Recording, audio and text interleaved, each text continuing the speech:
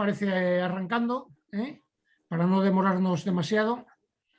Y nada, simplemente presentaros a Roberto, que bueno, en fin, muchos, supongo que la mayoría de los que estáis por aquí ya le conocéis. Es una satisfacción especial tener a Roberto aquí hoy por varios motivos. Uno, porque es miembro de IFIL, de los primeros, digamos, aparte de los fundadores, de los primeros que se incorporó a la asociación, pagando religiosamente sus cuotas, incluso por adelantado. O sea que es un contribuyente ejemplar a la causa, además, por esta vía, ¿no? Roberto ha participado muy habitualmente en las jornadas iberoamericanas de financiación local, por lo tanto le conoceréis sin duda. Y ahora ocupa una alta responsabilidad en la sindicatura de cuentas. Es el síndico mayor de la sindicatura de cuentas de Asturias. Sabéis que en el caso español, pues aparte del Tribunal de Cuentas estatal, existen sindicaturas de cuentas de las comunidades autónomas, de los gobiernos territoriales también. Y Roberto pues ocupa ahora el puesto de síndico mayor de la sindicatura de cuentas de Asturias, ¿no?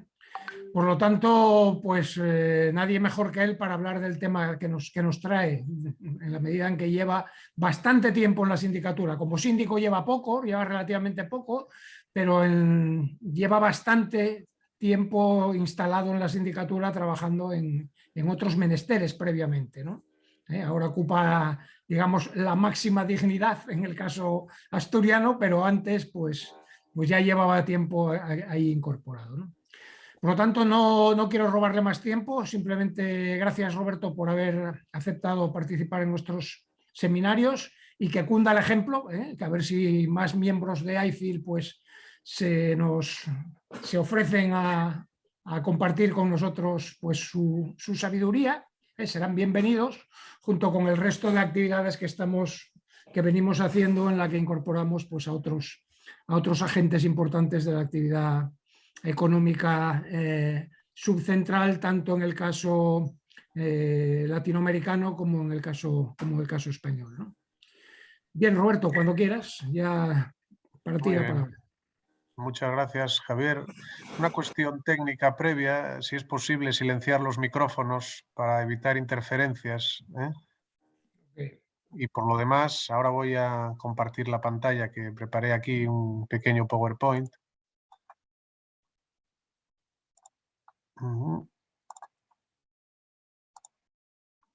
Creo que así es. No sé si se está viendo. ¿Alguien puede confirmarme? ¿Se ve correctamente? Perfectamente, sí. Muy bien. Bueno, pues hecho se la parte... se ve con formato. Sí, puedes ponerlo en el... Puedes arrancar el PowerPoint, que lo tienes ahora mismo sin... O sea, en la opción de presentación. Eso, presentación. ¿Ahora está en presentación? No. No, No, pues tendrías que pinchar aquí abajo a la derecha, en el... Yo sí lo estaba viendo en presentación. Ya me temía yo algo de esto, pero bueno, vamos a hacerlo de otra forma.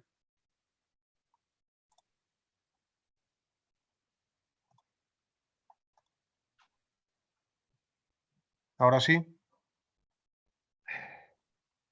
Seguimos viendo el formato. No sé por qué. Yo creo que debieras cerrar, dice dar formato al fondo, y a la derecha, y tenés una crucecita. Yo creo que si cerrás ahí, debieras cerrar... No creo tampoco. ¿No? Ok. No sé.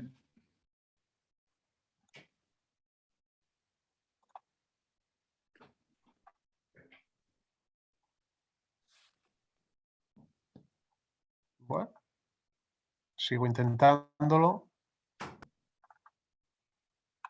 Ahora. ¿Sigue viéndose pequeño? Ahora no, ahora se ve. ¿Ahora sí? No, tampoco, en fin. Se ve una cosa un poco extraña. Pero bueno, en todo caso. No, este bueno, estaba en el modo no quisiera perder presentación. mucho tiempo con esto. Así Sí, perdón. bueno, recién sí, estaba claro. bien, Roberto, la última que habías puesto. Vamos a intentarlo por última vez. Y si no, Si no, pues déjalo así tal cual está, se sigue Esa, perfectamente. No te esa preocupes. está bien. sí. Venga. Es Sí. que, bueno, yo la estoy viendo a pantalla completa, ¿no? Es que, claro, no sé lo que están viendo ustedes. En todo caso, voy a tratar de... Es decir, esto no deja de ser un apoyo a mi exposición oral, con lo cual trataré de hacerlo de la mejor manera posible. Por favor, Javier, como moderador, te ruego que si me extiendo demasiado me cortes, hay suficiente confianza, o sea que sin ningún problema. Bueno, en primer lugar, buenos días o buenas tardes, según corresponda. Es un honor participar en la asociación como miembro y en este caso como ponente de un tema que efectivamente me ocupa ahora mi vida profesional desde hace unos años. Digamos, como diría aquel cantante tan conocido, ¿no? Alejandro Sanz, que tengo el corazón partido entre el estudio de la Hacienda, que es, digamos, a lo que me he dedicado desde que hice la tesis doctoral, de la Hacienda local, de la Hacienda territorial.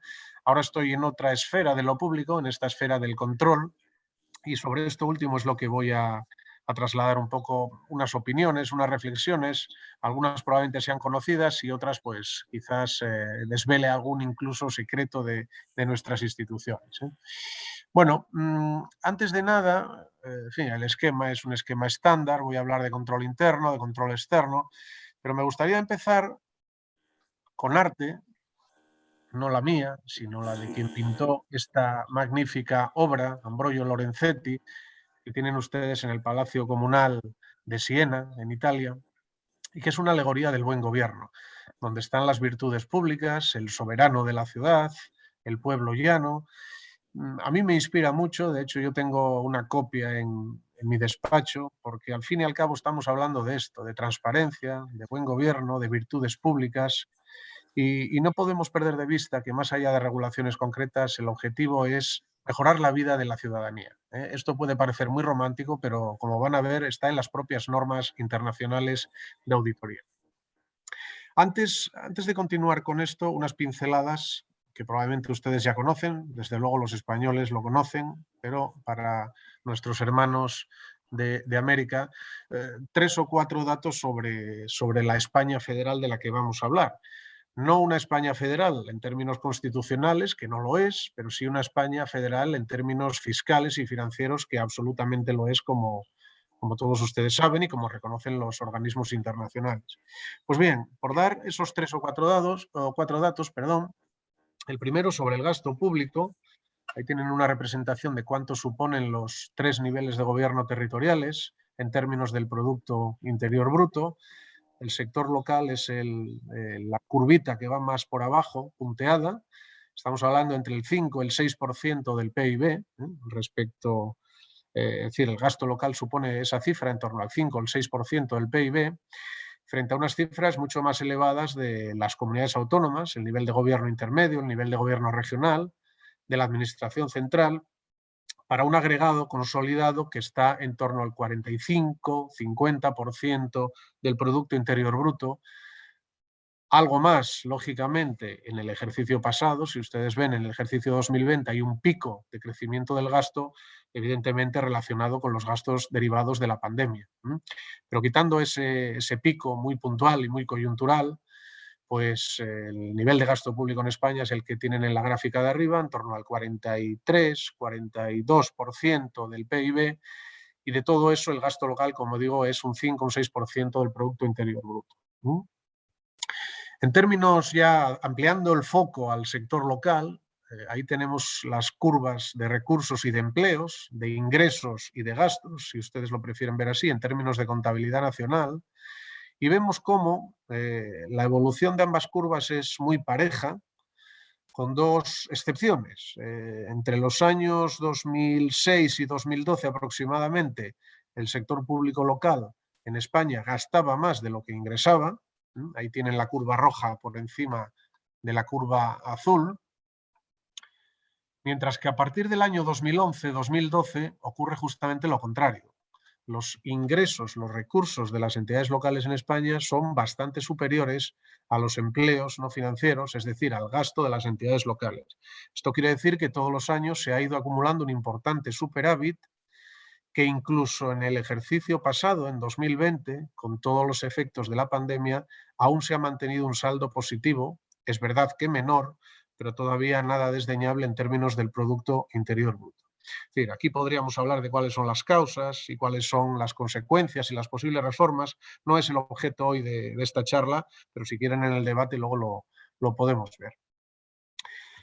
El resumen último es que tenemos un nivel de gobierno, el nivel de gobierno local en España relativamente saneado. Aquí tenemos otro dato, que es el dato de deuda pública agregada, que se sitúa en mínimos históricos. Estamos hablando de 2 puntos sobre el Producto Interior Bruto. Es un nivel muy bajo y les podría decir que aproximadamente la mitad o ya más de todas las entidades locales españolas tienen un nivel de deuda cero. Es decir, únicamente trabajan con deuda a corto plazo o con niveles muy bajos de deuda a largo plazo, lo que hacen que este nivel agregado se sitúe en un 2%.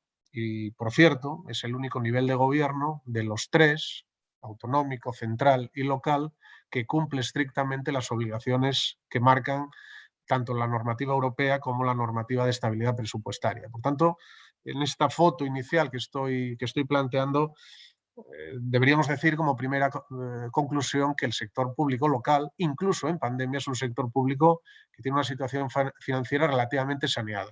Casos particulares al margen, evidentemente. Sin embargo, hay otra conclusión mucho más importante y es la que se deriva del propio territorio. Es decir, aquí digo que en el mundo local todo comienza aquí, todo comienza en este mapa local de 8.104 municipios, de los cuales la inmensa mayoría son de un tamaño, podríamos decir, no ya pequeño, sino incluso ínfimo. Es decir, prácticamente 5.000, es decir, el 60% de los municipios tienen menos de 1.000 almas. Utilizo este término porque es el que utilizaba la Constitución española de 1812 para determinar el nacimiento de un municipio como administración. Es decir, por debajo de 1.000 almas no se podía en 1812 constituir un municipio. Por encima sí. Pero es que a día de hoy, mucho tiempo después, prácticamente 2 siglos, pues lo que tenemos es que 5.000 de los 8.000 municipios tienen menos de 1.000 almas y muchísimos de ellos menos de 100, que no es ya una cosa prácticamente ni razonable.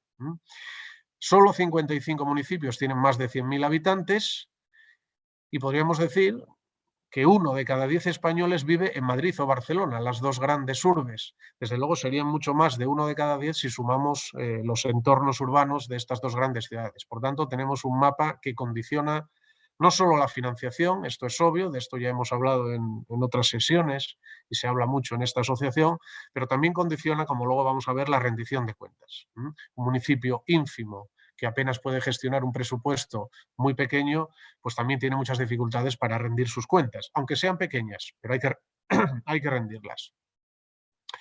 Bien, entrando en materia de control, me gusta siempre hacer una panorámica inicial sobre el control como conciencia. Es decir, sin entrar en mayores detalles de filosofía política, y yendo incluso al diccionario de la lengua española, encontramos una primera acepción de control que es muy adecuada, ¿no? Como comprobación, inspección, fiscalización, intervención. Son todos términos no equivalentes en estricta terminología técnica, pero sí amparados dentro de ese paraguas más amplio del control. El control, que estaba ya en la Declaración de los Derechos del Hombre y del Ciudadano en plena Revolución Francesa en 1789, y que se decía una cosa que hoy sigue plenamente vigente, y es que la sociedad tiene derecho a pedir a todos sus agentes públicos cuentas de su administración. 2 siglos después, el juez Brandeis, en Estados Unidos, decía que la luz del sol es el mejor de los desinfectantes, en esta conocida sentencia, ¿no? La luz eléctrica es el policía más eficiente. Pero aún más importante para lo que hoy nos trae aquí es la Declaración de Lima, formulada por las organizaciones, por los tribunales de cuentas en 1977, y que es un poco la carta magna de las entidades fiscalizadoras superiores. Pues como digo, en 1977 se decía que el control no es un fin en sí mismo, sino una parte imprescindible de la gestión pública, porque a esa gestión pública es a la que tiene que ayudar, y esa gestión pública es a la que tiene que, en su caso, exigir responsabilidades cuando se incumplen normas o cuando se hace una gestión que no está acorde con los principios de aplicación en cada caso. Insisto, esta declaración de Lima, que sigue plenamente vigente, que sigue siendo una norma técnica de auditoría, la número 1, pues hablaba de que el control no es un fin en sí mismo, pero sí que evidentemente es un instrumento. Desde otro punto de vista, otro filósofo, en este caso Bentham, nos hablaba de que el control, a la hora de relacionarlo con la vigilancia, decía, en esa cita conocida también, que estar incesantemente a la vista de un inspector, o de un auditor, o de un interventor, es perder en efecto el poder de hacer el mal y casi el pensamiento de intentarlo.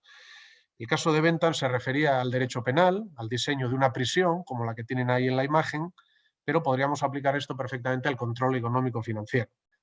Estar incesantemente a la vista de un controlador es perder en efecto el poder de hacer mal y casi el pensamiento de intentarlo. Muy parecido, seguimos con los filósofos, a lo que dejó escrito también Michel Foucault 2 siglos después, sobre el ejercicio del poder y los castigos que el poder conlleva cuando no se cumplen las normas. El poder debe apropiarse de instrumentos de una vigilancia permanente, exhaustiva, omnipresente, capaz de hacerlo todo visible, pero a condición de volverse ella misma invisible. Para no ponernos tan serios, y ya que estábamos antes bromeando con el fútbol, diríamos que el controlador, el buen controlador, es el buen árbitro de fútbol. El que está ahí, el que hace que se desarrolle correctamente el campeonato, pero el que prácticamente no se sabe que está ahí. Prácticamente se vuelve invisible. Mal partido es, mal campeonato es aquel en el que se habla más del árbitro que del propio desempeño y de los jugadores. Bueno, pues en el ámbito del control económico-financiero es exactamente lo mismo.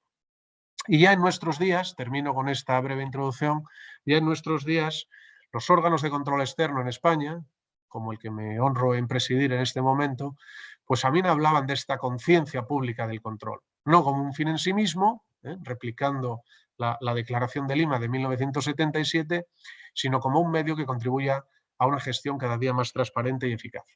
Y de esto estamos hablando cuando hablamos de control, cuando hablamos de rendición de cuentas, de una conciencia pública del control. Bueno, en el ámbito ya concreto económico-financiero tenemos normalmente, en la terminología habitual, 3 tipos de controles. Un control interno, dentro de la propia administración, un control externo, que normalmente ejercemos el Tribunal de Cuentas o los órganos de control externo donde corresponda, y hay un control político, que es el que lleva a cabo pues, el Parlamento o el Pleno Municipal cuando se trata de una entidad local, pero que en definitiva son 3 tipos de control que están engarzados entre sí y que ninguno de los 3 puede vivir sin los demás. Y por eso la imagen esta de las ruedas dentadas yo creo que es bastante gráfica. No podríamos hacer un control superpuesto sobre otro, sino que son controles coordinados, engrasados, destinados todos ellos al mismo fin. Pues bien, voy a ir un poco por cada uno de ellos para terminar ya finalmente con el caso de España y de la rendición de cuentas de las entidades locales.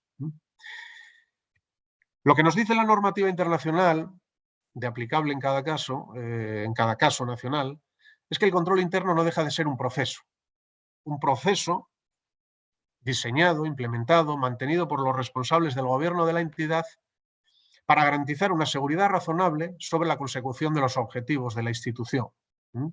Ahí lo único que tienen es una cita exacta y concreta sobre la definición de control interno, común a todas las normas internacionales, que son las que están ahí anotadas con las siglas. Las ISAI son las normas internacionales de auditoría, las NIAS también, adaptadas en este caso a España, al sector público español, y las GPF son las guías prácticas de fiscalización de los órganos de control externo. Pero todas ellas convergen en esta definición de control interno que nos resulta de gran utilidad para lo que estamos hablando.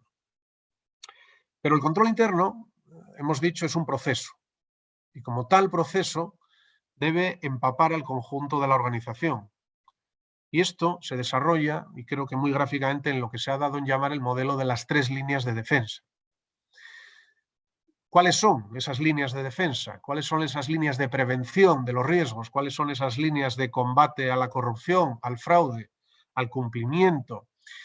Pues evidentemente la primera línea de defensa está en el propio órgano gestor, Son los propios órganos gestores los que tienen que tener un extremo cuidado con el cumplimiento de las normas, con la fiabilidad de su información financiera y no financiera y, por supuesto, con el cumplimiento de los objetivos de la organización en cada caso. Pero hay una segunda línea de defensa, que pueden ser órganos de inspección, pueden ser órganos de intervención, pueden ser órganos de control en sentido amplio, normalmente insertos en la propia administración, pero con independencia y autonomía funcional. Estamos hablando del típico caso de la intervención general de una administración que realiza ese control interno sobre los órganos gestores y sobre la gestión que desempeñan. La tercera línea de defensa es el órgano, si existe y si está constituido, el órgano de auditoría interna, y ya habría una cuarta línea de defensa, que no está, lógicamente, dentro de la organización, que es el órgano de control externo, la auditoría externa, ¿no? Que es el tipo de órganos como tribunales de cuentas, contralorías generales, sindicaturas de cuentas, en fin, la denominación concreta es lo de menos, pero que quede clara su ubicación fuera de la organización. Pues bien, esto que parece muy teórico, y ya saben lo que dice el clásico, que no hay nada más práctico que una buena teoría, pues en este caso que les estoy dando un poco la teoría, ahora voy a poner un caso muy práctico y muy actual. Como todos ustedes saben, en Europa, en la Unión Europea, se han desplegado una serie de mecanismos de fondos extraordinarios de recuperación y resiliencia, esta es la palabra de moda, para combatir las consecuencias sociales y económicas derivadas de la pandemia de la COVID-19. Pues bien, en el Plan Español de Recuperación, Transformación y Resiliencia, además de todas las líneas que se plantean de actuación, etcétera, no voy a entrar ahora en ello, respecto al control de todos los fondos que se están planteando, se habla de esas tres líneas de defensa. Una primera línea, realizada el control por los propios gestores y los sistemas de apoyo. Una segunda línea o un segundo nivel de defensa encomendado a órganos independientes de la propia gestión. En el caso de España, la intervención general de la Administración del Estado y todas las intervenciones generales, también las locales. Y habría un tercer nivel, el control ex post, mediante auditorías, que lógicamente es el que desarrolla también la propia intervención general de la Administración del Estado, pero también los tribunales de cuentas, tanto los regionales como el Tribunal de Cuentas de España. Tanto, ese modelo teórico de las tres líneas de defensa lo tenemos aquí claramente plasmado en un plan ya en ejecución, el Plan de Recuperación, Transformación y Resiliencia, aprobado por el Gobierno de España y validado por la Comisión Europea en este mismo año, en el mes de julio de 2021. Bien, lógicamente un sistema de control interno tiene que estar implementado a costes razonables. Esta es la definición de un sistema de control interno adecuado, cuando con unos costes razonables, inferiores a los beneficios que reporta, proporciona seguridad para cubrir los objetivos habituales de salvaguardar los activos o recursos de la entidad, otorgar fiabilidad a la información y, por supuesto, verificar el cumplimiento de los objetivos. Bueno, obviamente un sistema de control interno que fuese excelente pero altamente costoso, pues no sería un sistema adecuado. Y viceversa, un sistema de reducido coste pero también de reducido impacto y efectividad, pues no nos serviría de nada, ¿no? En esto es de lo que estamos hablando cuando hablamos de un control interno adecuado. ¿Y quién supervisa esto? Pues evidentemente el control externo. Y sobre el control externo, que es el que más me va a ocupar, pues tengo que partir de una pregunta que yo creo que a nuestro presidente, Javier, le va a gustar. La pregunta, que es triple, es la siguiente. ¿Quiénes somos, de dónde venimos y a dónde vamos? Coinciden en este título, un título de un disco del grupo Siniestro Total, con este cuadro, con esta obra pictórica de Paul Gauguin de 1897, se titulan exactamente igual y nos plantea esas tres preguntas existenciales, ¿no? ¿Quiénes somos, de dónde venimos y a dónde vamos? En el caso de los órganos de control externo, yo tengo que hacer casi siempre esta exposición porque debo decir que somos los grandes desconocidos. Muy poca gente fuera de ámbitos muy especializados sabe qué somos, qué hacemos y sobre todo muy poca gente, incluso dentro de esos círculos especializados, sabe a dónde vamos, ¿no? Es decir, cuál es el futuro de nuestra actuación. Voy a tratar brevemente de contestar a estas cuestiones con un poco de seriedad, ¿eh? No evidentemente con lo que está ahí en la imagen, sobre todo la de abajo. Bueno, para ello me voy a la Constitución española, es decir, los fundamentos del control del buen gobierno están en varios de los artículos constitucionales, pero he destacado estos tres, ¿no? El artículo 31.2, que habla de la asignación equitativa de los recursos públicos, de la programación y ejecución del gasto público con eficiencia, con economía. El 103 menciona explícitamente el principio de eficacia. Y, por supuesto, el 136 habla del Tribunal de Cuentas como el supremo órgano fiscalizador de las cuentas y de la gestión económica del Estado y del sector público. Supremo ya encierra en sí mismo el calificativo que necesariamente tiene que haber otros órganos.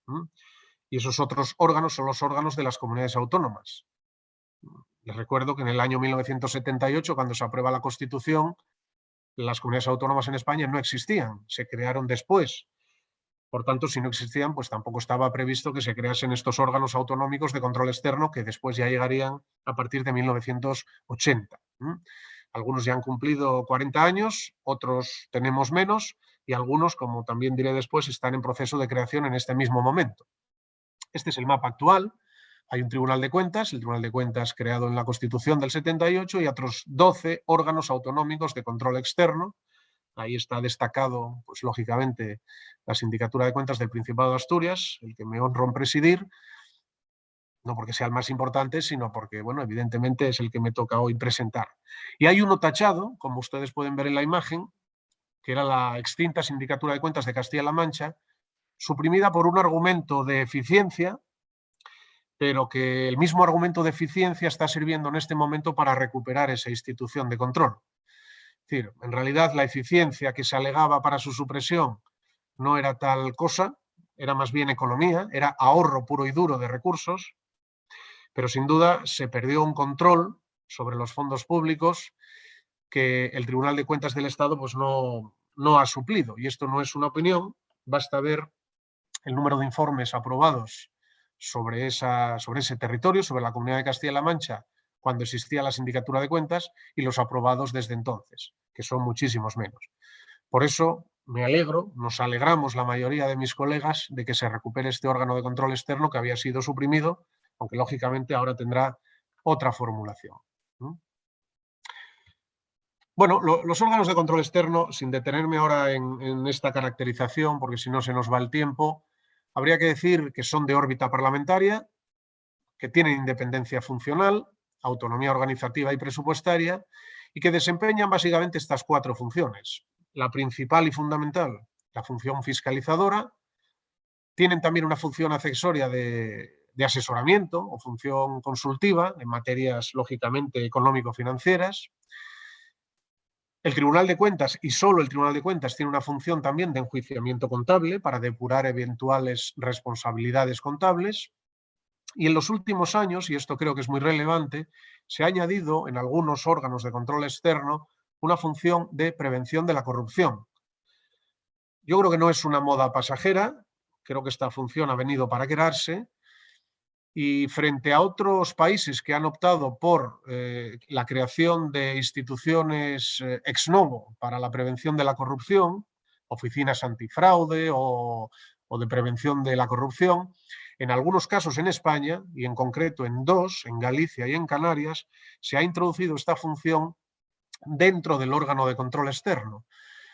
Es una función que no es habitual, como digo, solo existen esos dos, pero que tampoco es extraña en el panorama comparado internacional. En particular, en nuestro vecino país, en Portugal, hermano también iberoamericano, esta función, su Tribunal de Cuentas, la tiene también insertada hace años, una función de prevención de la corrupción. Luego, si quieren, podemos entrar en este detalle. En definitiva, lo que hacemos, esto sería la respuesta muy general a quiénes somos, lo que hacemos está muy resumido en esta pantalla. Los órganos autonómicos tenemos una asociación que editamos una publicación, una revista técnica que se llama Auditoría Pública, pero sobre todo nuestro gran producto, si fuésemos una fábrica, lo que producimos son informes de fiscalización, casi 6.000 tenemos en nuestra base de datos, de los cuales, pues, en correspondencia a nuestro tamaño, en el caso de Asturias, tenemos 127 a día de hoy. Pero no solo producimos informes y publicaciones, sino que además producimos normas técnicas, lo que ya les he mencionado, las GPF, las Guías Prácticas de Fiscalización, que no son más que la adaptación a nuestro contexto de las normas internacionales de auditoría, adaptadas, como digo, a un control externo y adaptadas a nuestro tamaño y a nuestra idiosincrasia, ¿no? A nuestro proceder habitual en cada día y en nuestros informes. Con el Tribunal de Cuentas, además, fíjense, esto es federalismo puro, con el Tribunal de Cuentas, lo que hacemos es también coordinarnos para hacer documentos técnicos, por ejemplo, los indicadores de la cuenta general de las corporaciones locales, donde hacemos algo tan importante como consensuar indicadores homogéneos y comparables en materia financiera y no financiera. Por ejemplo, cuando hablamos del índice de dependencia financiera, pues tenemos homologado exactamente cuáles son los conceptos presupuestarios, incluso no presupuestarios, que deben ser considerados. Esto es muy importante, como digo, a la hora de hacer comparaciones homogéneas. No tendría mucho sentido que cada uno fuésemos por separado. Esto, en mi doble faceta, en ese corazón partido que les decía, de hacendista y ahora de controlador, pues lógicamente es un asunto que me preocupa mucho, porque a veces en la academia y en la práctica profesional pues nos alejamos en nuestros trabajos y yo creo que tendríamos que ir mucho más de la mano. Aquí pues hay reputados especialistas y gente que está trabajando día a día en estas cuestiones y a veces desde la academia se les dicen otras cosas que parece que van por otro lado y yo creo que hay que converger y precisamente en este tipo de documentos técnicos es donde debemos hacerlo. Protocolos de actuación, indicadores homogéneos, principios y normas, todo esto es muy adecuado. Me salgo ahora por un segundo de este ámbito, pero estoy pensando, por ejemplo, en la armonización fiscal. Cuando hablamos de armonizar los tributos de las entidades locales, o en nuestro caso español, de las comunidades autónomas, pues deberíamos acudir a este tipo de protocolos técnicos, a este tipo de normas técnicas, que luego se pueden plasmar o no en la ley, pero que en todo caso nos facilitarían el trabajo inspector, el trabajo controlador, el trabajo auditor en una gran medida. Bien, cierro este paréntesis, continúo con la materia de control. Lo que está aquí es lo que les decía, la nueva Cámara de Cuentas que se quiere crear en Castilla-La Mancha, que sustituiría a la suprimida en 2014, vendría a ofrecer ese servicio tan fundamental de fiscalización. Bueno, permítanme la broma del guerrero número 13, que sería el órgano de control externo número 13 en España, pero sobre todo esa paradoja, por eso a veces cuando utilizamos los términos se pueden moldear a conveniencia. El concepto de eficiencia se utilizó para suprimir la sindicatura de cuentas y el concepto de eficiencia se utiliza para resucitar, podríamos decir, ese mismo órgano de control externo. Así que cuidado con las palabras, que muchas veces encierran la trampa en sí mismas, ¿no? Por eso es tan importante, por ejemplo, cuando hablamos de riesgos, algo crucial en materia de control y en materia de rendición de cuentas, que clarifiquemos muy bien lo que queremos decir con minimizar el riesgo de auditoría, ¿no? Nosotros cuando nos planteamos un informe desde cero, con el folio en blanco, pues tenemos que analizar cuáles son los riesgos del área de gestión que vamos a fiscalizar, o de la política pública en concreto, o de la entidad o empresa pública o organismo en concreto que vamos a fiscalizar. Tenemos que minimizar ese riesgo de auditoría que tiene básicamente dos componentes: el riesgo de incorrección material y el riesgo de detección. El riesgo de incorrección material, a su vez, tiene otros dos componentes, que son el riesgo inherente, es decir, en qué contexto se desempeña la gestión, cuál es la naturaleza del programa a fiscalizar, cuál es el contexto general del país, cuál es la normativa general y sectorial de aplicación. Ese riesgo inherente para el órgano fiscalizador es ajeno, no lo podemos determinar, viene dado por las leyes, viene dado por las normas generales. La misma norma, por ejemplo, aplicada en un contexto de elevada corrupción y fraude frente a otro contexto de baja corrupción y reducido fraude, pues lógicamente va a producir diferentes resultados, va a minimizar o no ese riesgo. El riesgo de control es el que tiene que ver con el sistema, el proceso de control interno de las entidades fiscalizadas, que su sistema contable sea adecuado, que recoja la imagen fiel, que confiemos, en definitiva, en lo que el control interno nos dice y nos plantea en sus informes. Si esto es muy bajo, si el riesgo inherente es bajo, si el riesgo de control es bajo, podemos jugar ya como órgano externo con el riesgo de detección. Podemos hacer pruebas sustantivas y procedimientos que vayan a minimizar el riesgo de auditoría. Pero claro, si tenemos un elevado riesgo inherente y un elevado riesgo de control, mucho me temo que nuestro riesgo de detección va a consistir en hacer muchas pruebas sustantivas, muchos procedimientos de auditoría y por tanto va a encarecer también la fiscalización. Va a dejar de ser eficiente la propia fiscalización. Y esto pues no es muy deseable, ¿no? Por eso, medio en broma, pero medio en serio, lo que aquí digo es que el control interno y el control externo mantienen una relación de riesgo.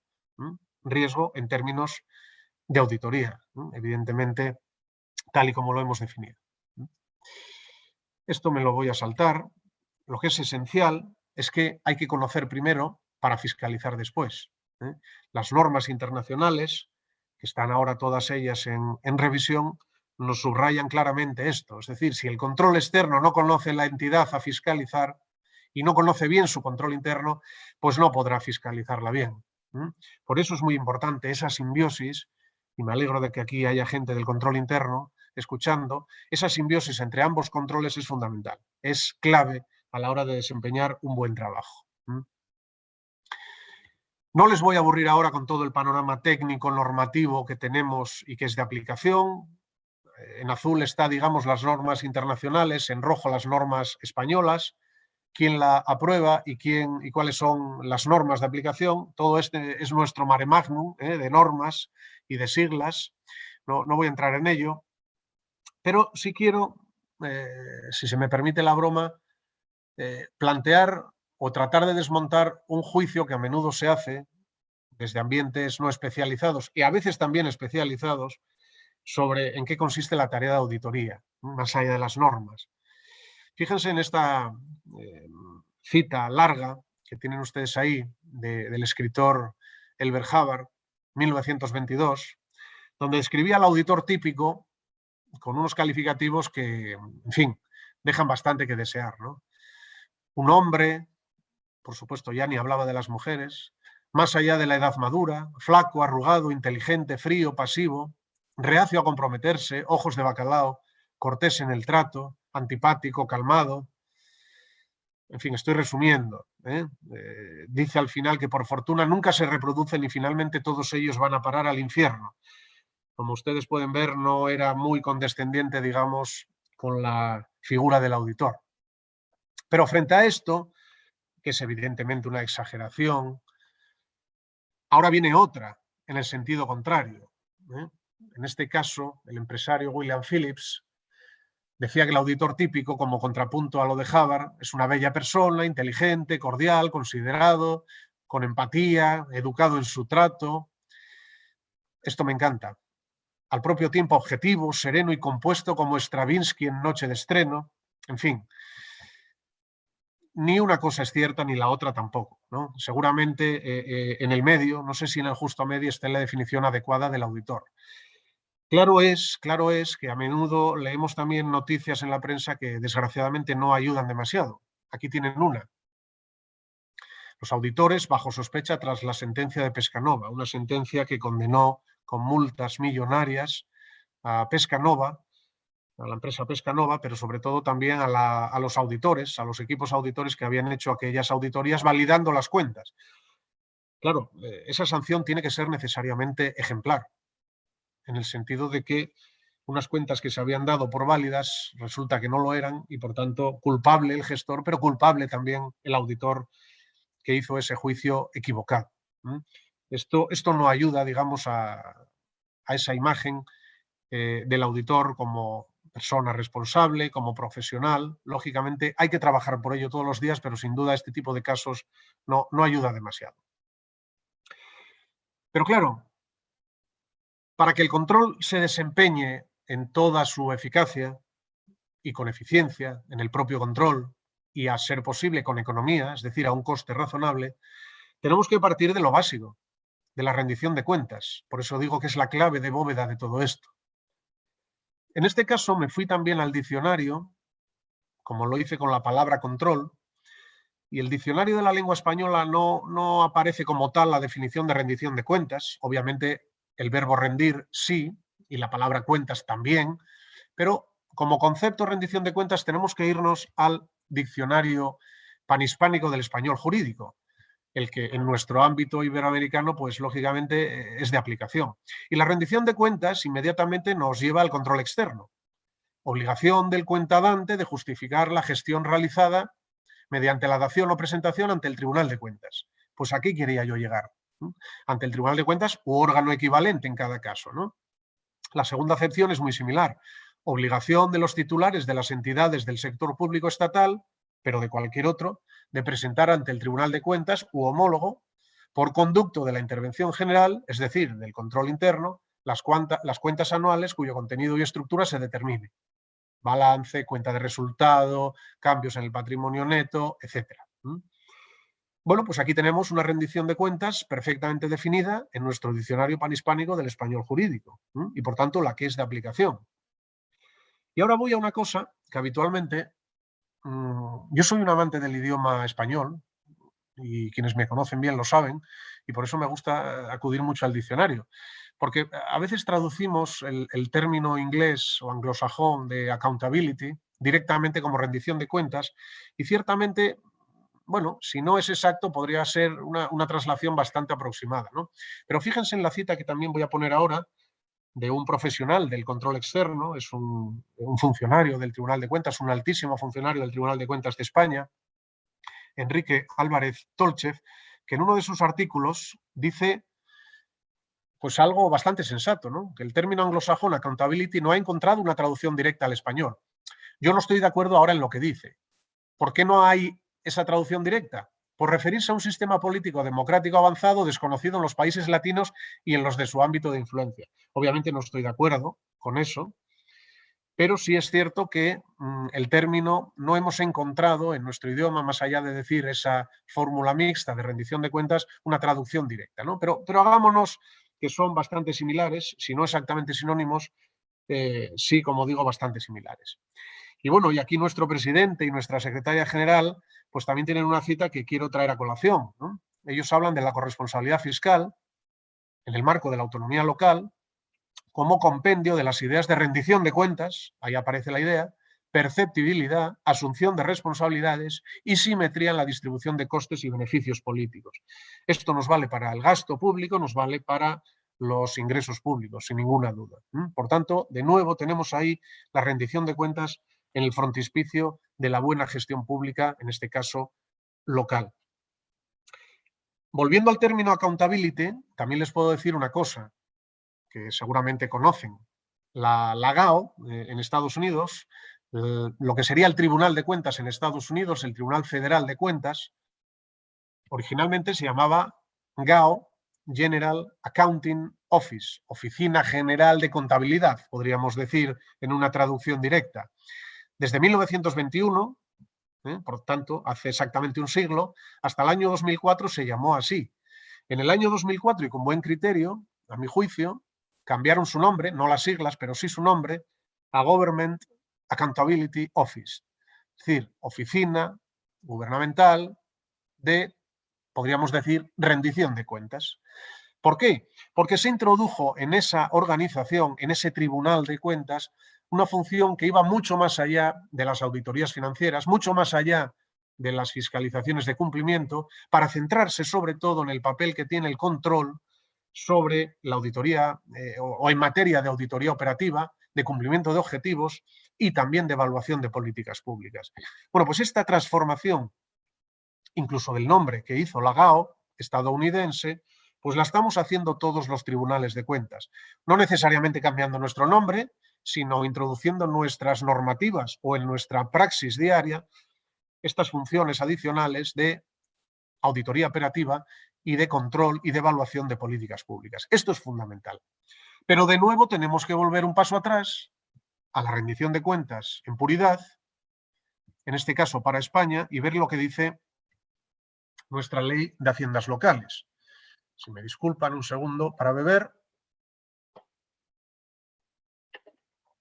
Y efectivamente, sin entrar ahora en grandes disquisiciones jurídicas, que no viene al caso, lo que nos viene a decir nuestra ley de haciendas locales, homologable en este caso a legislaciones similares de otros países de nuestro entorno y, por supuesto, iberoamericanos, es que las entidades locales tienen que rendir cuentas. Y tienen que rendir cuentas propiamente dichas, en nuestro caso sería el artículo 223 de la Ley de Haciendas Locales, pero tienen también que remitir algo muy importante, que es todo lo relativo a la contratación pública.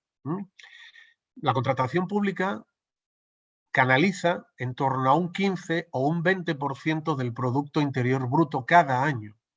Este es un dato que no me invento, es un dato de la Comisión Europea, pero que en el ámbito local también es importantísimo. Es decir, una buena parte de la gestión local en España se traslada a través de los contratos públicos, a través de los contratos que hacen las entidades locales con empresas privadas, pues por ejemplo, materias tan importantes como el servicio de agua, la recogida de basuras, la urbanización de las calles, es decir, servicios típicamente locales que se canalizan a través de los contratos, que no son de gestión directa en muchos casos y que, por tanto, también tienen que estar sometidos al escrutinio, a la rendición de cuentas y al control de los organismos de control externo, en este caso del Tribunal de Cuentas y de la Sindicatura de Cuentas.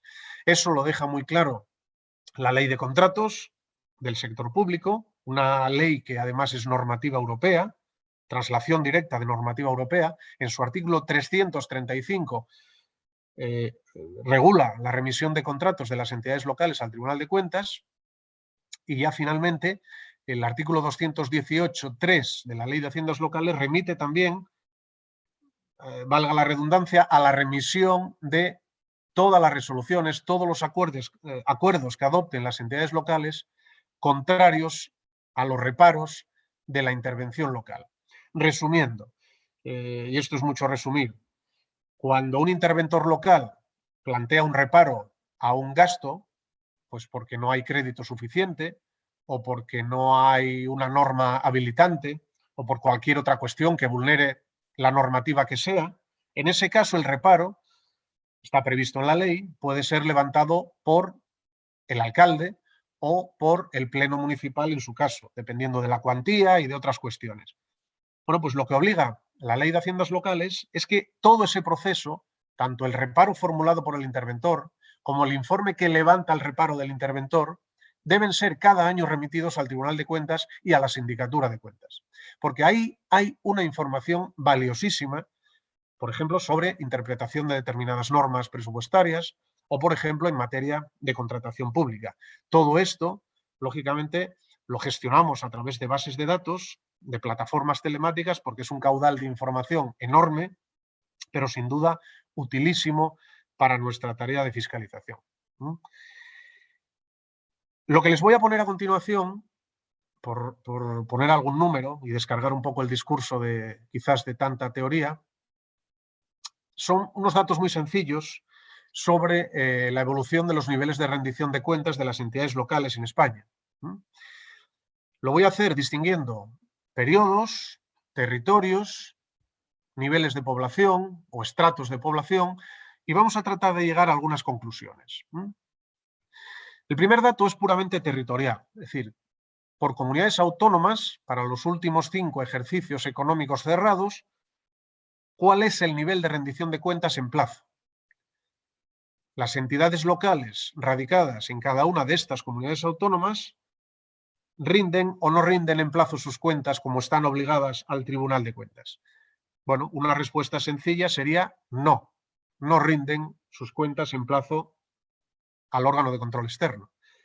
Lógicamente, una respuesta más matizada diría que no todas cumplen, y ahí están los respectivos porcentajes de cumplidoras respecto al total. Vemos que en promedio, voy a centrarme en el último ejercicio, en 2020, el 50%, es decir, la mitad, que no es ninguna broma, rindieron sus cuentas en plazo, pero la otra mitad no. Este es un dato realmente preocupante. Si antes decíamos que en España hay 8.000 municipios, en números redondos, y decimos que la mitad no rinden, pues estamos hablando de que 4.000 entidades locales, más o menos, no rinden sus cuentas en plazo. Este es un dato realmente preocupante. Es un dato realmente preocupante. Es verdad que por territorios los números cambian mucho.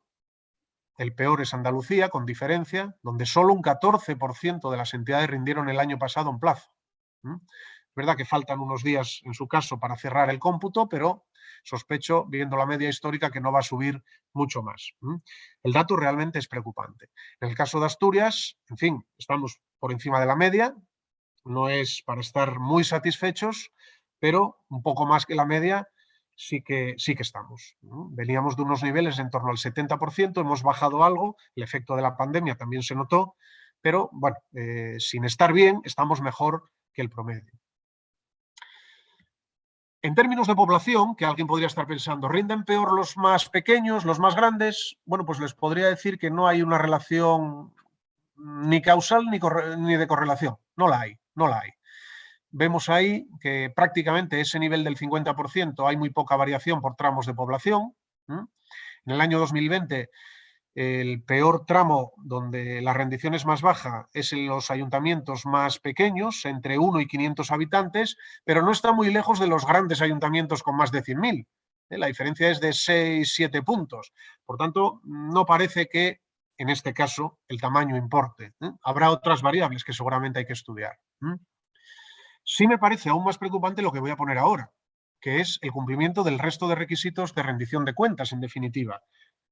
Lo que hemos llamado hasta ahora rendición de cuentas estrictamente sería la última casilla de esta pequeña tabla, es decir, la última columna, la cuenta rendida al Tribunal de Cuentas, donde la mitad, como les decía, de los ayuntamientos y de las diputaciones provinciales rinde la cuenta, pero la otra mitad no, obviamente. Pero aún más preocupante es lo que tenemos hacia atrás. Voy a comentar solo el caso de los ayuntamientos por abreviar un poco. En el caso de los ayuntamientos, solo el 33% aprueba su presupuesto antes del inicio del ejercicio económico, es decir, 2/3 partes no lo hacen, 2/3 partes del total. Luego sube mucho el indicador hasta el 81% de los que aprueban la liquidación de su presupuesto antes del 31 de marzo del ejercicio siguiente. Y me dirán ustedes, ¿por qué?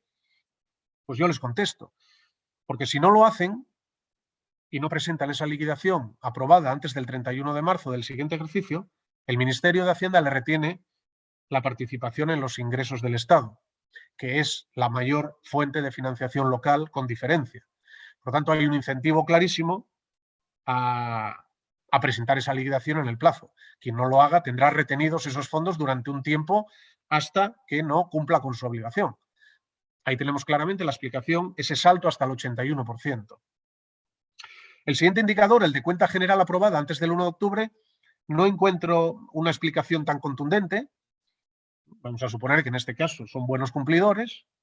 Seguramente hay alguna razón, pero que en este momento se me escapa. Lo que sí que no entiendo, y esto es un reproche claro, es la bajada del 94% en el indicador de cuenta general aprobada al 49% de cuenta general rendida. Cuando lo único que hay que hacer, no es que sea poca cosa, pero es un trámite, en este caso un trámite electrónico además totalmente, es, una vez que se encuentra esa cuenta general aprobada, rendirla al órgano de control externo a través de una plataforma telemática. Por tanto, esa responsabilidad hay que buscarla en los órganos de control interno. Siento ser tan crudo, pero es así.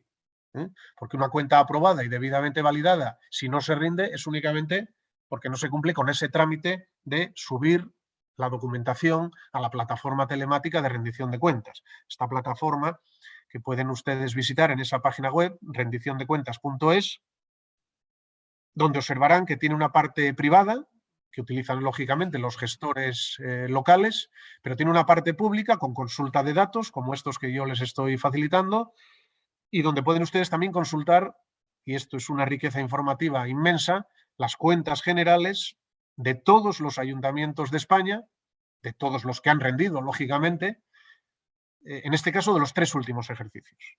Pero bajo petición a la plataforma se puede tener una base de datos muchísimo más amplia hacia atrás en el tiempo. Es decir, aquí que somos investigadores en el ámbito de la financiación local, tenemos aquí una variable, una potencia informativa enorme, enorme. Roberto, Pues bien, perdona que te interrumpa, sí, pero veo que te quedan como 14 transparencias. No, voy a terminar, y Javier. vamos un poco lentos. Voy a terminar porque es verdad que me quedan muchas, pero no las voy a agotar. Yo os dejo la presentación disponible, por supuesto, pero sí voy a terminar precisamente con esta pantalla, que es la que iba a poner ahora, ¿no? Hablando de las causas. Es decir, palo y zanahoria. Esto es muy clásico, ¿no? El palo, les he comentado alguno. Cuando un ayuntamiento español no presenta su liquidación ante el Ministerio de Hacienda, no puede percibir, en tanto en cuanto no cumpla con esa obligación, pues no puede percibir los fondos estatales a los que tiene derecho. Ahí hay un incentivo clarísimo, hay un palo.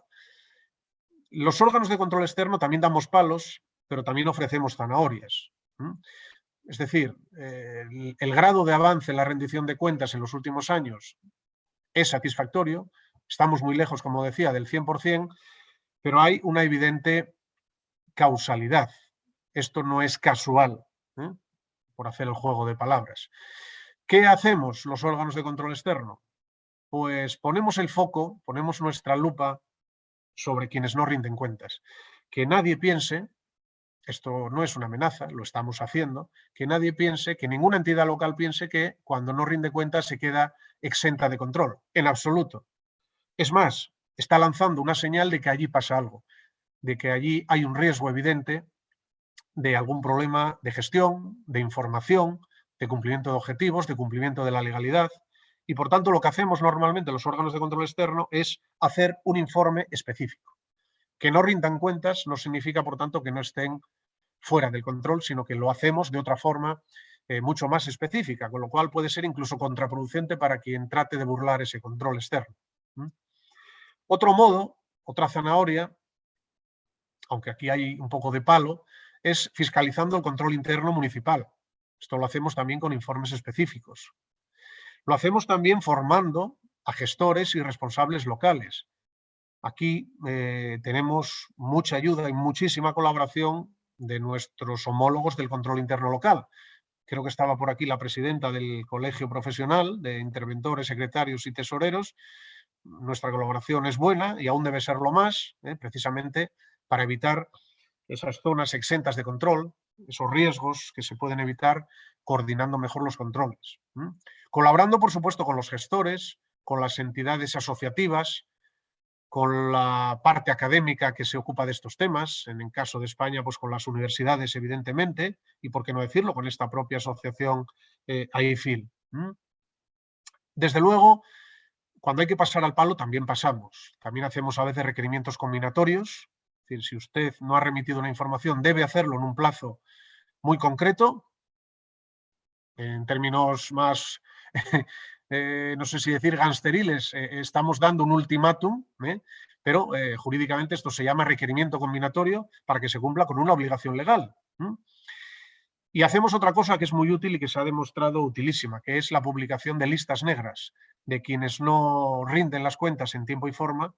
Inmediatamente sacamos notas de prensa, informaciones, hablamos con los periodistas para decir con lista, con nombres y apellidos, quiénes no cumplen con esa obligación.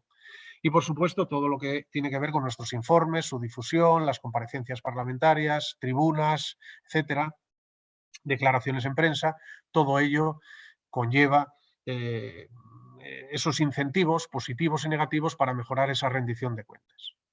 Y ahora sí que termino, porque cuando todo esto no funciona, pues lógicamente ya tenemos que ir a las consecuencias.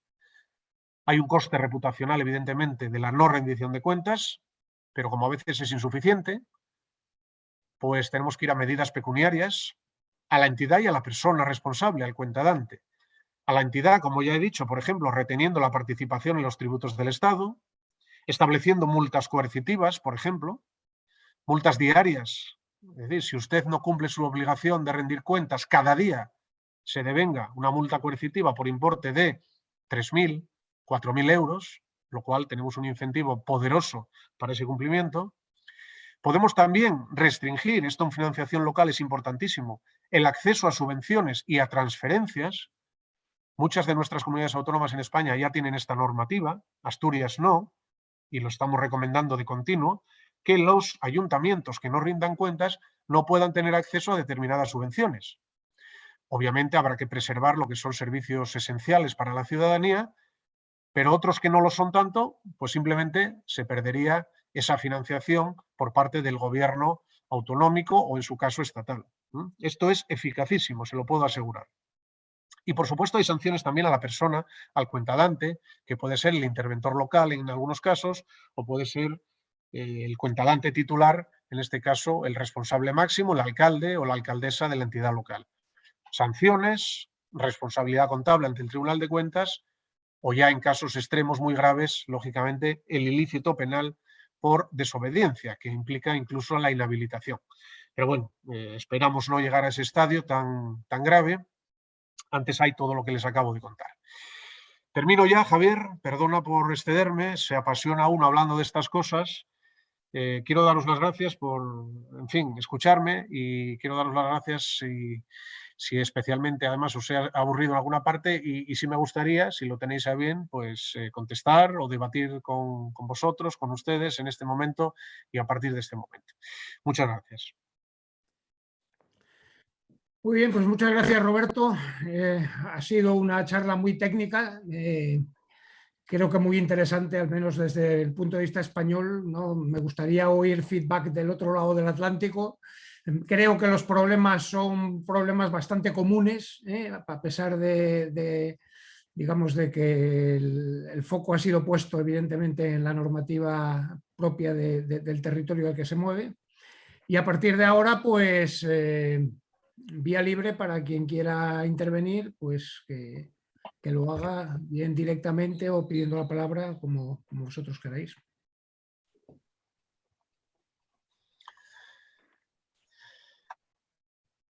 Sí, Nicolás, querías, me parece.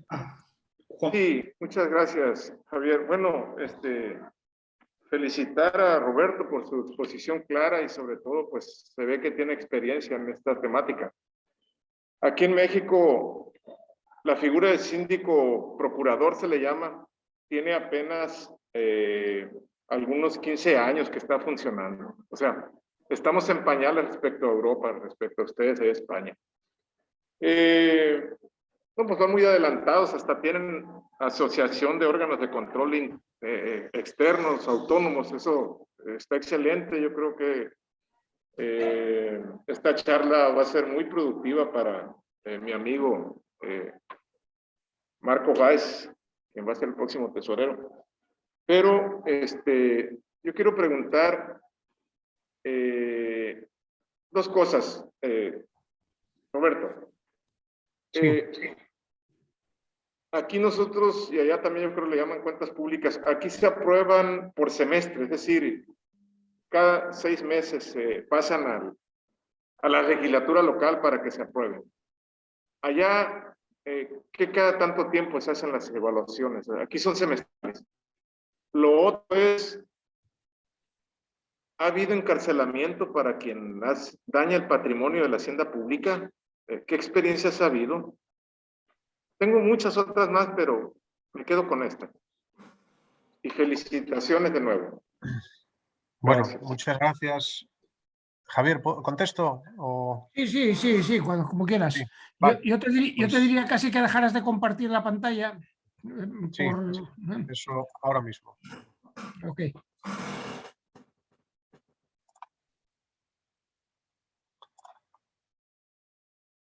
Bien, perfecto. ¿Ya? Sí, perfecto.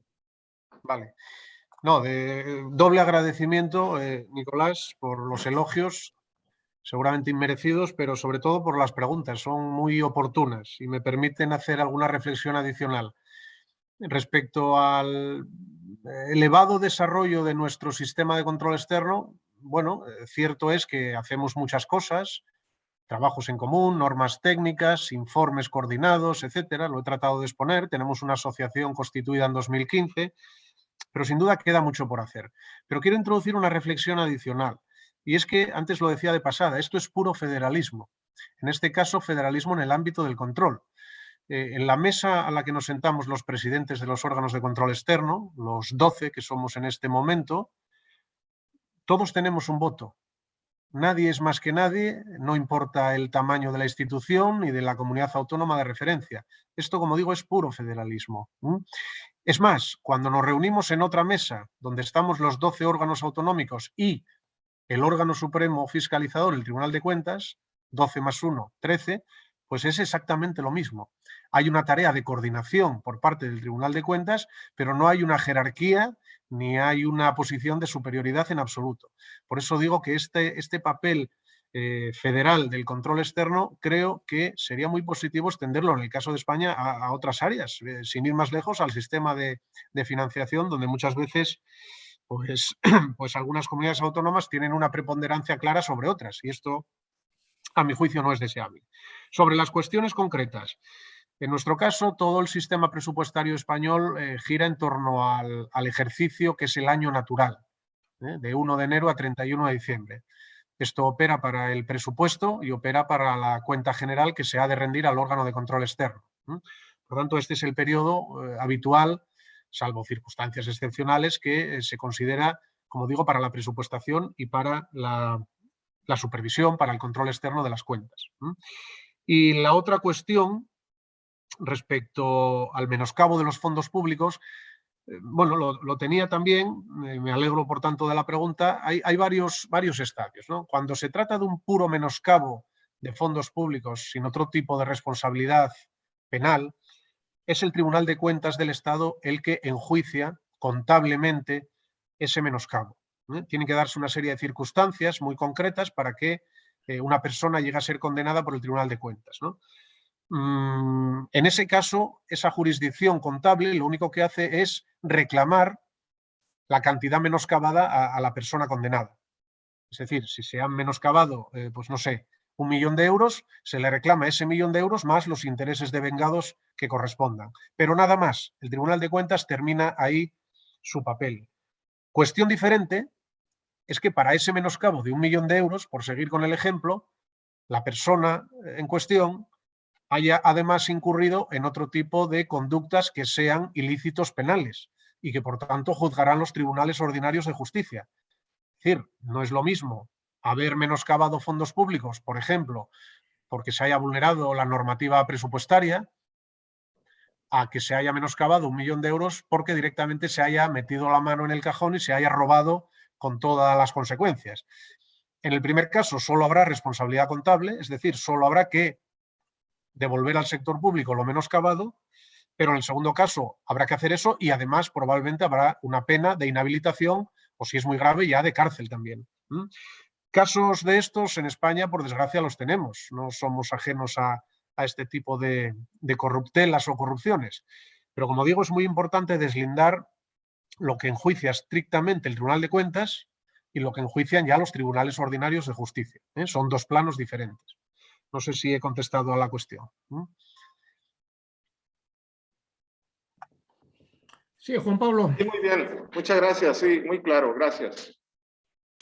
Gracias. Bueno, buenos días, Roberto. Felicitaciones. La verdad que es un gusto escucharte. Y bueno, en tu nuevo rol, felicitaciones. Muy buena presentación.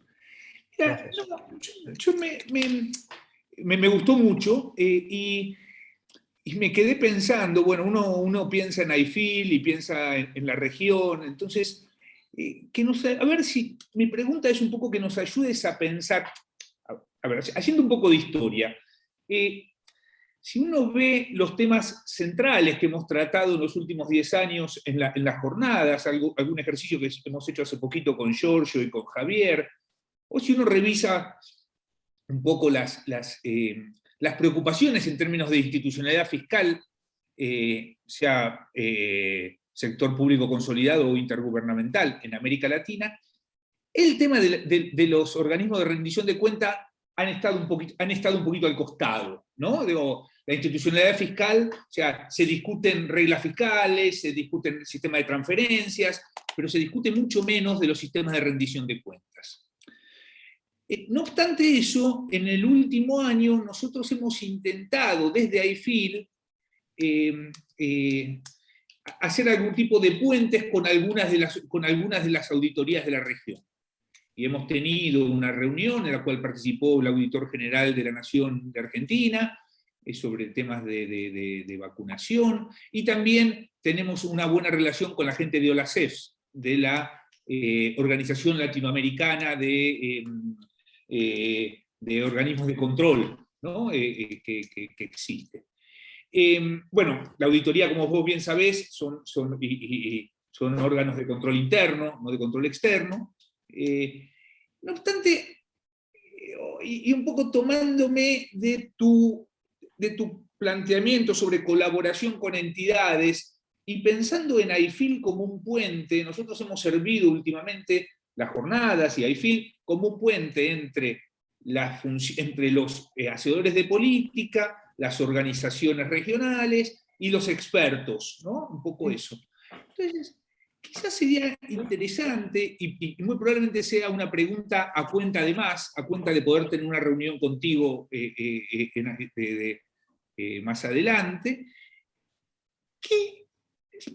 ¿qué temas, qué actividades se te ocurre que se podrían hacer usando la asociación o las jornadas como un lugar de encuentro con la CEF, con las auditorías o órganos de control de América Latina, ¿no? Temas de capacitación, temas de reuniones, bueno, que nos ayudes un poquito, digamos, a ver, me aprovecho de que sos un conocedor grande de la región, entonces, y miembro de AIFIL, que para nosotros trabaja gratis, así que entonces podemos por ahí, no, quizás pensar en algún plan de actividades, digo, creo que el tema de rendición, lo que quiero decir es el tema de rendición de cuentas ha estado un poquito al costado de nuestras actividades y yo creo que hay que ponerlo en el medio, ¿no? Hay que darle la importancia que tiene dentro de la institucionalidad fiscal intergubernamental en la región. Muchas gracias, Juan Pablo. Me encanta escucharte y tus aportaciones sin duda muy sensatas. Yo me he centrado mucho en la rendición de cuentas, que era el título de la exposición.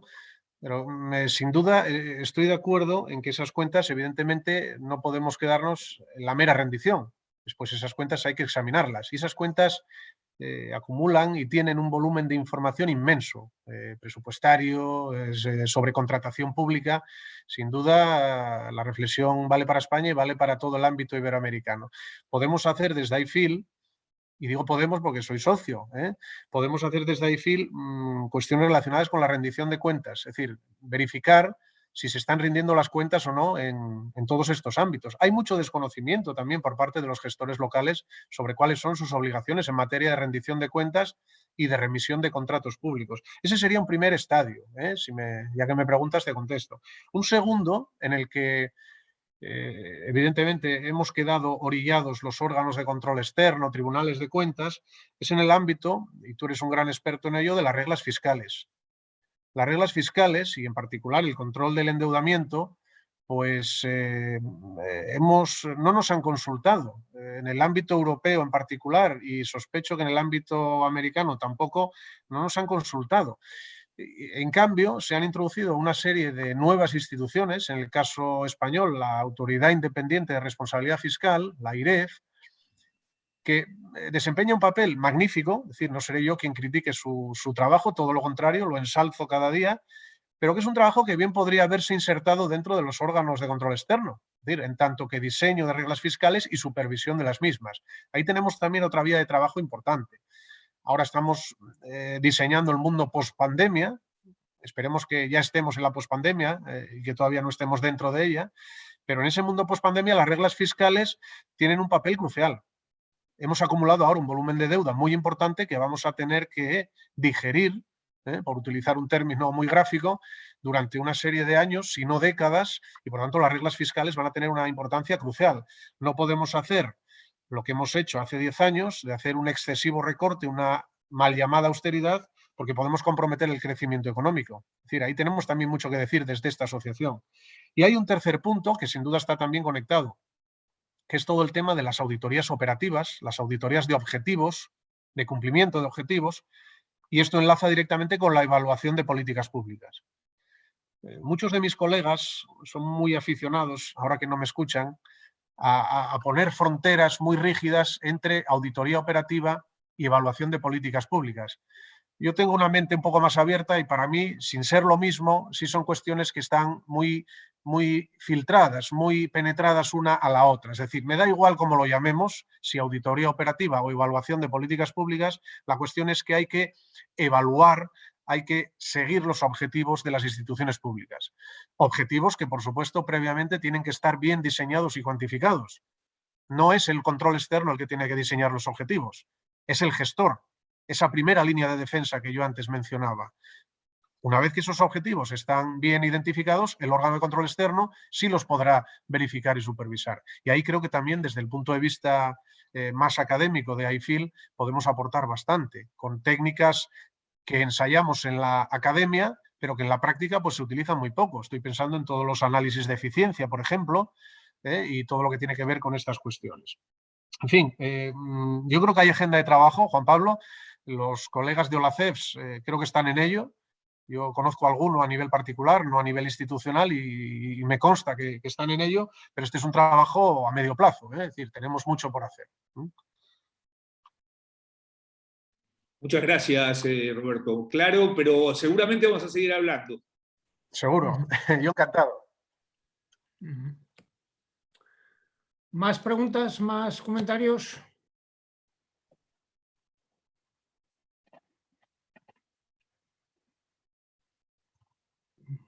No hay más. Bueno, si no hay más comentarios, pues nos queda agradecerle a Roberto su magnífica intervención. La verdad es que ha estado muy bien. Para ser un tema árido como el que es, técnico como el que es, yo creo que no se ha hecho nada aburrido. El corte temporal ha sido básicamente por cuestiones eso, de tiempo, pero no por otro tipo de cosas. Y como decía Juan Pablo, seguiremos en contacto. Sin duda seguiremos en contacto porque este es un asunto que tiene que estar en nuestra agenda, en la agenda de la asociación, y creo que en línea con la colaboración que estamos tratando de abrir entre instituciones, ¿no? de la asociación con instituciones de todo tipo vinculadas con las autoridades locales. Muchas gracias, por lo tanto, a todos, y nada, será hasta la siguiente actividad, que esperemos que sea pues, en el mes ya de noviembre, a finales de noviembre. Muchas gracias y hasta la próxima. Muchas gracias, Javier, y gracias a todos los asistentes. Hay una pregunta de Heidi. No sé si la vieron. O sea, no la he visto, perdón. Heidi, ¿andas por ahí? Si quieres hablar, por favor. No, estás por cerrar, mejor no cerramos. No, por favor. No, Heidi, adelante, te lo ruego. No, yo creo que me encantó la presentación, muy técnico, y a veces se pierde un poco lo politizado que es la OLACEFS en América Latina, y el análisis, y el rol, y la autonomía, y la necesidad de la autonomía. Lo que a mí me gustó mucho es cómo ustedes están haciendo su propia autonomía de las instituciones, auditorías. Pero creo que nos falta mucho en sus efectos, en términos, se pueden hablar de los tipos de auditorías que son importantes, ¿no? Y en diferentes roles en los ciclos políticos que utilizamos las auditorías, y los efectos de temas de equidad social y los efectos de género cuando auditoramos, porque en el presupuesto, o sea, más allá de las reglas fiscales y otros ámbitos que hablaste, de lo que fuera, la auditoría en su específica tiene un rol justamente lo que acabas de, al final, un poquito de tocar en la parte de política pública. Y lo que nos ha afectado mucho en México, por ejemplo, es que no es 100% autónoma las auditorías. Entonces, ¿cómo vas a tener una auditoría si no es autónoma? O sea, si no hay ojos externas que están revisando, ni siquiera el sector privado. Entonces, me gustó mucho la charla, y quise como agradecer como mi chat ahí, no para abrir más temas, pero me gustaría que hablamos más del tema, porque sí es muy importante. Entonces, muchas gracias. No, gracias a ti, Heidi, por tus comentarios. Estoy totalmente de acuerdo en que un órgano de control, sin apelativos, control interno, control externo, cualquier órgano de control, si no es autónomo y si no es independiente y si no cuenta con buenos profesionales, no puede funcionar. Muchos de los problemas que han tenido los órganos de control en el pasado ha sido precisamente por su excesiva politización. Y esto no es aceptable. Esto no es aceptable. Hay garantías, o por lo menos hay, digamos, cortafuegos, por decirlo de alguna manera, porque garantías no lo son, de que la independencia se abra camino. Es decir, para empezar, la elección parlamentaria con mayorías reforzadas de los miembros de los tribunales de cuentas es una garantía. ¿Asegura esto elegir a los mejores? Evidentemente no. Hay otras, como por ejemplo la exigencia de unos requisitos técnicos, formativos y de experiencia profesional, sin los cuales pues, otra persona no a esas magistraturas, ¿no? Y por supuesto, lo mejor y lo más importante es la legitimidad que da el ejercicio de la actividad diaria. Es decir, lo que no puede un órgano de control es ser vicario del órgano controlado, en absoluto. Es decir, por ejemplo, un órgano de control externo cercano al gestor, como es mi caso, pues tienes ese riesgo de cercanía, pero que hay que saber conllevar, como diría Ortega, otro filósofo. Hay que saber conllevarlo y hay que saber tener esos cortafuegos, hay que tratar de evitar conflictos de interés, pero en todo caso con ese frontispicio de la independencia. Independencia que estaba en la Declaración de Lima, ya citada, de 1977, que sigue plenamente vigente. Y además que me alegro de que haya sido en Lima, en el Perú, es decir, que no haya sido en otro país del mundo, es decir, en uno de nuestros países, por tanto, de nuestro ámbito iberoamericano, ¿no? Pues esa Declaración de Lima, y por tanto, que sigue vigente, y además podríamos añadir la Declaración de México, también, por cierto, de México DF, esas dos declaraciones que son las dos cartas fundacionales de INTOSAI, de las organizaciones fiscalizadoras superiores, podrían resumirse casi, como los mandamientos, no sé si en dos palabras, pero en una sola, que es independencia. Independencia de los organismos de control. Es la clave. Por tanto, me alegro de que pongas el foco en esa cuestión. Y muchas gracias.